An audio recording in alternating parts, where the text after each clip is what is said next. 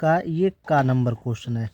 कह रहा है एक घन का आयतन 1331 सेंटीमीटर स्क्वायर। तो यहाँ पे लिख लेंगे एक घन का आयतन, एक घन का आयतन कितना है बच्चों? 1331 सेंटीमीटर क्यूब ये दिया हुआ है। एक घन का आयतन जो दिया हुआ है वो 1331 सेंटीमीटर क्यूब दिया हुआ है। हमसे क्या पूछा है? प्रत्येक भुजा ज्ञात कीजिए। तो बेटा जो घन का आयतन होता है उसका सूत्र क्या होता है? घन का आयतन, घन का आयतन इसका जो सूत्र होता है वो होता है भुजा क्यू। क्या होता है? भुजा क्यू। तो यहाँ पर भुजा क्यू लिख लेंगे। तो यहाँ पर देखिए घन का आयतन हमें कितना दिया? 1331। तो 1331 लिख लेंगे। यहाँ पर भुजा क्यू है, इसको लिख लेंगे। यहाँ पे देखिए घन हटाएंगे तो इधर क्या हो जाएगा? घनमूल हो जाएगा। तो घनमूल हो जाएगा 1331 बराबर इधर हो जाएगा भुजा। अब यहाँ पर 1331 का एलसीएम लेंगे। जब 1331 का एलसीएम लेंगे तो ये 3 बार जाएगा 11 से। 1331 एलसीएम लेंगे तो ये 11 गुणे 11 गुणे 11 बराबर क्या हो जाएगा? भुजा। अब घनमूल से कोई भी संख्या निकालते हैं तो 3 के रूप में निकलती है। तो बाहर निकालें कितना जाएगा? 11। तो भुजा हमारी बेटा कितनी आ गई? 11 सेंटीमीटर आ गई। तो आंसर हमारा कितना आ गया? 11 सेंटीमीटर हमारा आंसर आया। तो समझ लीजिएगा एक बार फिर बच्चों, हमें एक घन का आयतन दे दिया 1331 सेंटीमीटर क्यूब और हमसे घन की क्या पूछी है? भुजा पूछी है। तो घन का आयतन बराबर सूत्र क्या होता है? भुजा क्यू होता है। यहाँ पर बेटा सबसे पहले देखिए घन का आयतन हमें कितना दिया? 1331। भुजा क्यू लिख दिया। यहाँ से क्यू हटाएंगे इधर हमारा क्या लग जाएगा? घनमूल हो जाएगा 1331। 1331 का जब हम एलसीएम लेंगे तो 11 गुणे 11 गुणे 11 है, क्योंकि 11 का क्यू होता है 1331। अब ये जोड़ हमारा घनमूल बना जाके यहाँ पर 3 का जोड़ा बना 11 11 11।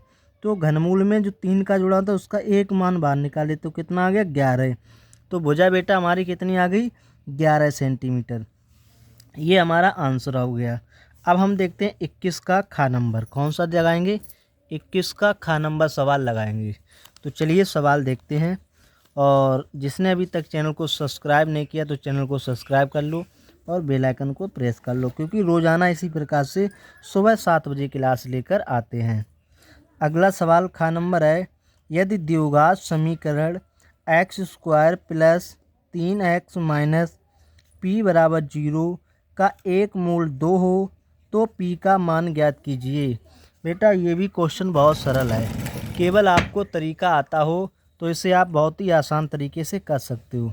तो सबसे पहले हम बेटा यहाँ पर द्विघात समीकरण लिख लेंगे। कितना दिया हुआ? X square plus 3x minus P. तो यहाँ पर इसे हम लिख लेते हैं x square plus 3x minus P बराबर 0। अब यहाँ पे कह रहा है एक मूल 2 है, तो यहाँ पर एक मूल कितना लगा देंगे? एक्स का मान दिया हुआ है x बराबर 2। तो हमसे p का मान पूछा है। सवाल क्या है एक बार फिर समझ लीजिए। हमें यहाँ पर ये एक द्विघात समीकरण दे दिया जिसमें एक मूल जो है 2 दे दिया, p का मान पूछा है। तो बेटा इसे हम समीकरण 1 डालेंगे। समीकरण 1 में x बराबर 2 लगा देंगे।